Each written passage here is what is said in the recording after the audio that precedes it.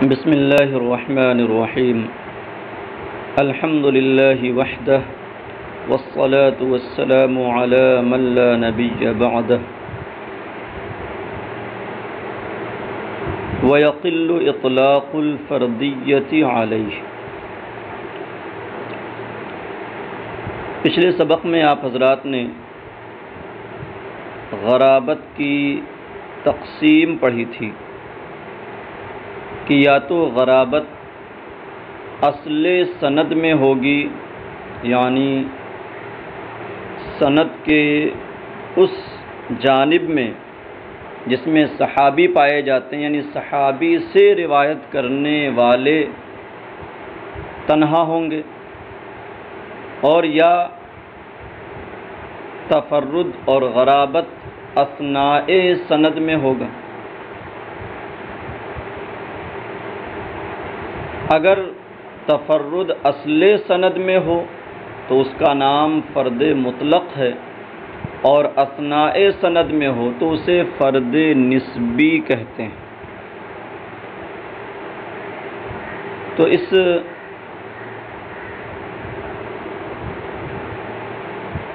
سے یہ بھی معلوم ہوا کہ غریب کا دوسرا نام فرد بھی ہے۔ تو اول کو فرد مطلق اور ثانی کو فرد نسبی کہتے ہیں۔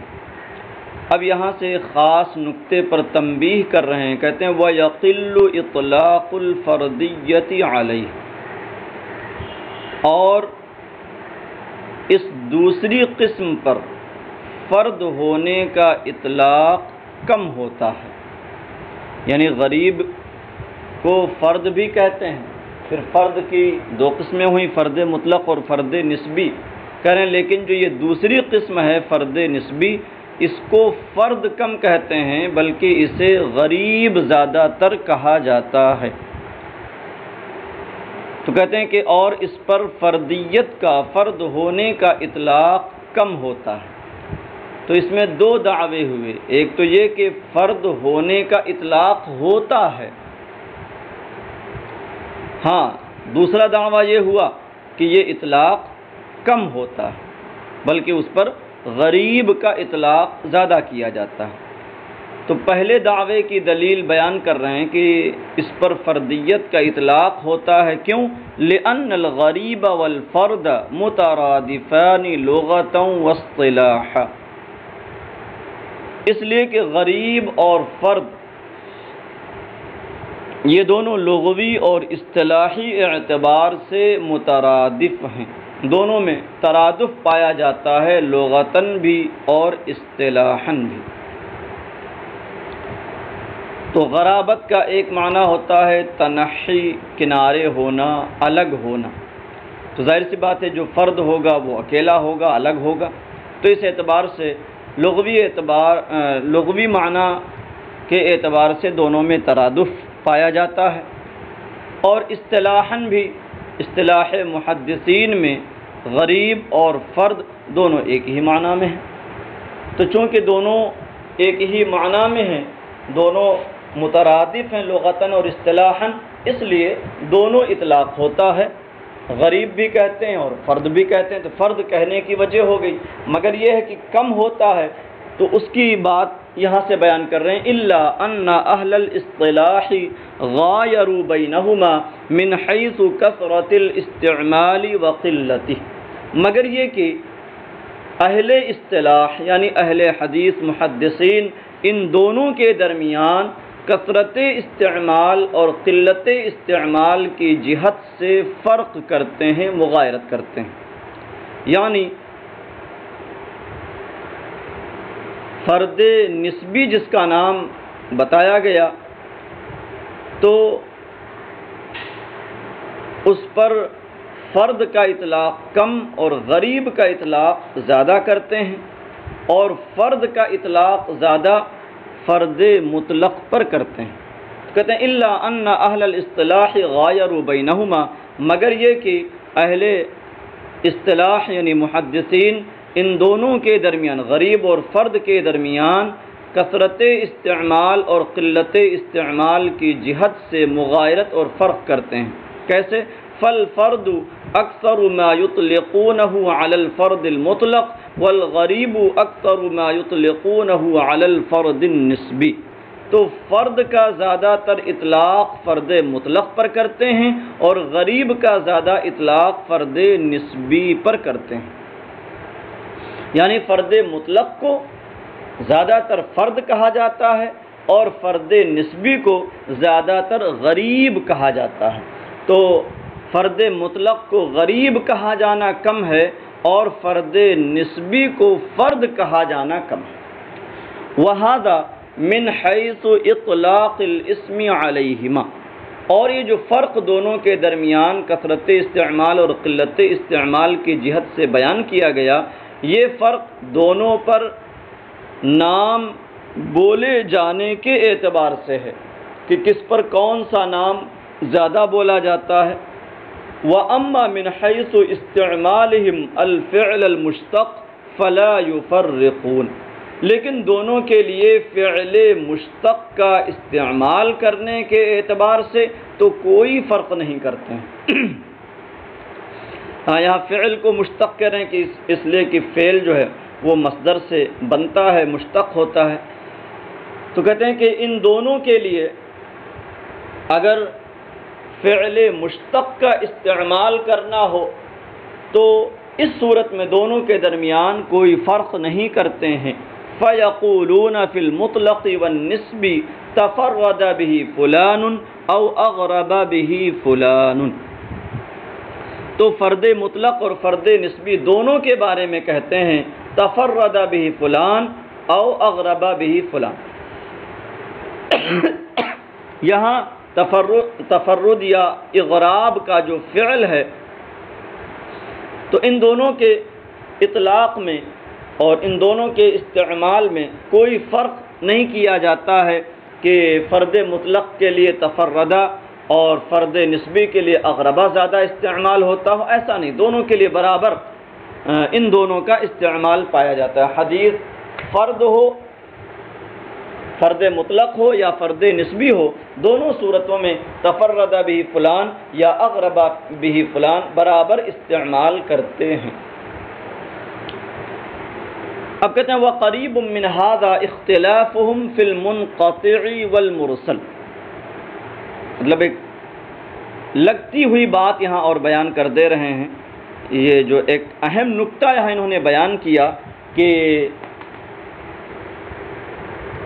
فرد کا اطلاق فرد نسبی پر کم ہوتا ہے، اس پر غریب کا اطلاق زیادہ تر ہوتا ہے، لیکن یہ جو فرق ہے وہ فقط نام کے اطلاق اور غریب اور فرد کہے جانے کے اعتبار سے ہے کہ حدیث غریب ہے یا فرد ہے، تو اس صورت میں فردن یا غریبن کا جو اطلاق ہے وہ فرد مطلق پر زیادہ اطلاق فرد کا ہے اور فرد نسبی پر زیادہ اطلاق غریب کا ہے، لیکن فعل کے استعمال کے اعتبار سے تو دونوں کے درمیان کوئی فرق نہیں کرتے ہیں، دونوں کے لیے یکساں تفرد به فلان یا اغرب به فلان استعمال کرتے ہیں۔ تو یہ نکتہ بیان کرنے کے ساتھ ساتھ کہتے ہیں کہ وَقَرِيبٌ مِّنْ هَذَا اخْتِلَافُهُمْ فِي الْمُنْقَطِعِ وَالْمُرْسَلِ، اور اس کے قریب ہے محدثین کا منقطع اور مرسل کے سلسلے میں اختلاف۔ کیا اختلاف؟ هل هما متغایران او لا، آیا یہ دونوں الگ الگ ہیں، دونوں میں تغایر اور تباین پایا جاتا ہے، اولا یا نہیں۔ فَأَكْثَرُ الْمُحَدِّثِينَ عَلَى التَّغَايُرِ، تو بیشتر محدثین تغایر پر ہیں، یعنی بیشتر محدثین کا موقف اور مذہب یہ ہے کہ دونوں میں تغایر اور تباین پایا جاتا ہے۔ کہ مرسل دیکھیے انقطاع کا معنی ہے منقطع ہونا، تو سلسلہ سند سے اگر کوئی راوی بیچ میں ساقط ہو تو اسے انقطاع کہتے ہیں۔ تو اب مرسل اور منقطع میں کیا فرق ہے جو اکثر محدثین تغایر پر ہیں؟ تو فرق یہ ہے کہ انقطاع پوری سند میں کہیں بھی راوی کا سقوط پا لیا جائے تو اسے انقطاع کہیں گے، اور اگر طرف اعلیٰ میں راوی کا سقوط ہو تو اسے ارسال کہتے ہیں۔ یعنی وہ حدیث مرسل ہوگی جس میں تابعی راوی اپنے اوپر والے کو چھوڑ دے، اپنے اوپر والے کو ذکر نہ کرے اور ڈائریکٹ نبی کریم صلی اللہ تعالی علیہ وسلم سے روایت کرے، تو اسے مرسل کہتے ہیں۔ اور منقطع وہ ہے جس میں کہیں بھی راوی ساقط ہو، چاہے اوپر، چاہے درمیان میں، چاہے نیچے۔ تو اس اعتبار سے دونوں میں عموم، خصوص، مطلق کی نسبت ہوئی۔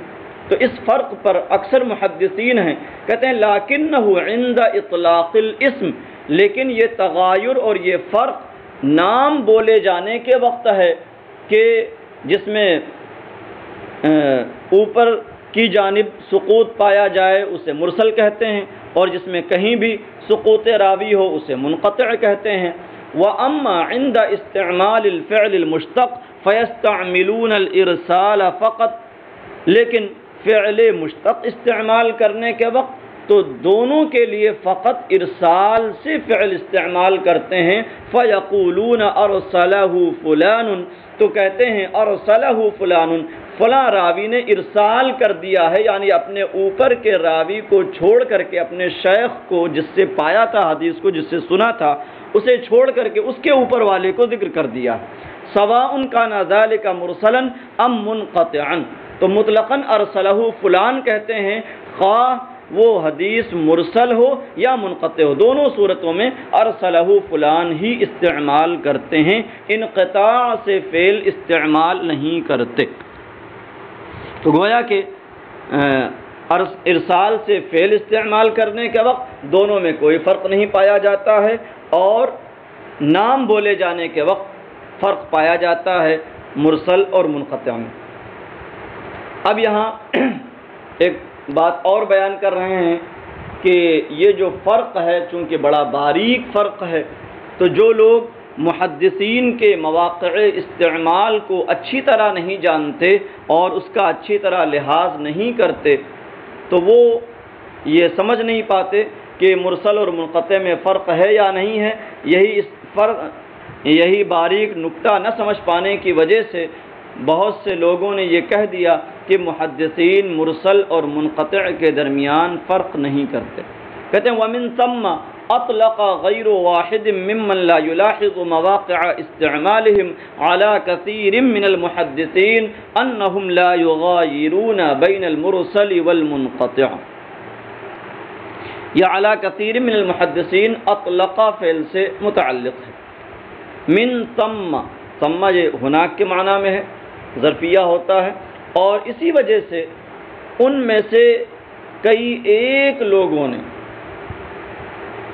جو محدثین کے مواقع استعمال کا لحاظ نہیں کرتے، انہوں نے بہت سے محدثین پر یہ بول دیا، ان کے بارے میں یہ کہہ دیا کہ وہ مرسل اور منقطع کے درمیان مغایرت نہیں کرتے، فرق نہیں کرتے۔ وَلَيْسَ كَذَلِكَ لِمَا حَرَّرْنَاهُ، حالانکہ ایسا نہیں ہے بسبب اس کے جو ہم نے بیان کیا۔ مطلب کیا ہوا کہ جیسے انہوں نے کچھ محدثین کو دیکھا کہ وہ ارسلہ فلان منقطع کی صورت میں بھی کہہ رہے ہیں اور مرسل کی صورت میں بھی کہہ رہے ہیں، تو یہ اطلاق دیکھ کر کے انہوں نے یہ سمجھ لیا کہ ان کے نزدیک مرسل اور منقطع میں فرق نہیں، حالانکہ معاملہ یہ نہیں ہے کہ ان کے درمیان فرق نہیں، فرق ہے، مگر چونکہ فعل استعمال کرنے کے وقت کوئی فرق نہیں ہے، صرف نام استعمال کرنے کے وقت فرق ہے۔ تو اس وجہ سے محدثین کے مواقع استعمال کی اچھی معرفت حدیثوں کی پرکھ کے لیے اور حدیثوں کے بارے میں کلام کرنے کے لیے بہت ضروری ہے۔ کہتے ہیں وَقَلَّ مَن نَبَّهَ عَلَى النُّكْتَةِ فِي ذَلِكَ، اور اس سلسلے میں جو نکتہ ہے اس پر بہت کم لوگوں نے تنبیہ کی ہے۔ قل فعل ہے اور اس کا فاعل ہے من موصولہ، اور اس کا صلہ ہے نبہ فعل، نبہ ینبہ بمعنی تنبیہ کرنا، اور اس سلسلے میں نکتے پر بہت کم لوگوں نے تنبیہ کی۔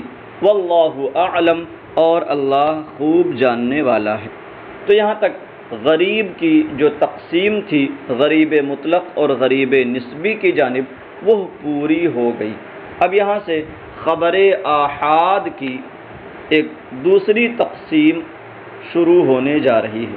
پیچھے آپ نے پڑھا تھا کہ خبر آحاد کی تقسیم مقبول اور مردود کی جانب ہے، وفیہ المقبول والمردود، کہ ان میں مقبول اور مردود دونوں قسم کی پائی جاتی ہیں۔ تو اب یہاں سے تفصیل گویا کہ شروع ہونے جا رہی ہے کہ خبر آحاد کی مقبول کی کون کون سی قسمیں ہیں، اور پھر آگے مردود کا بیان آئے گا۔ اتنا ملائیں، بقیہ انشاءاللہ اگلے سبق میں۔ السلام علیکم ورحمۃ اللہ وبرکاتہ۔